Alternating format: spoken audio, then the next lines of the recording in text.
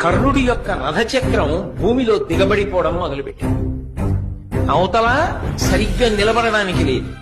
భార్గవాస్త్రమా జ్ఞాపకానికి రావట్లేదు. అర్జునుడా బాణ పరంపర కురిపించేస్తున్నాడు. రథమా కదలదు. ధనస్సా విరిచేశాడు.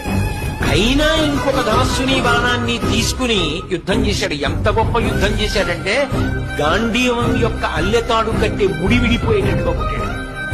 మళ్లీ ముడిని సరి చేసుకుని అర్జునుడు యుద్ధం చేశాడు. అర్జున, నువ్వు రథం మీద ఉన్నావు, నేను భూమి మీద ఉన్నాను.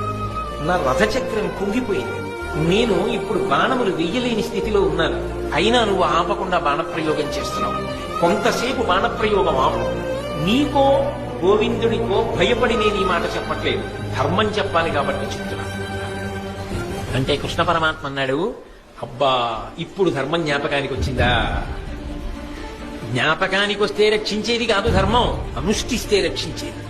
నువ్వు ఎంత ధర్మాన్ని అనుష్ఠించావు జీవితంలో? పాండవులను తక్కువ చేసి మాట్లాడినప్పుడు ఈ ధర్మం జ్ఞాపకానికి రాలా? ద్రౌపదీదేవిని అవమానించినప్పుడు ఈ ధర్మం జ్ఞాపకానికి రాలా? అదే పనిగా అర్జునుడిని చిన్నతనం చేసి మాట్లాడినప్పుడు ఈ ధర్మం జ్ఞాపకానికి రాలా? నువ్వు పాటించనిది ధర్మం. నీకు అక్కడికి రమ్మంటే ఎక్కడి నుంచి వస్తుంది?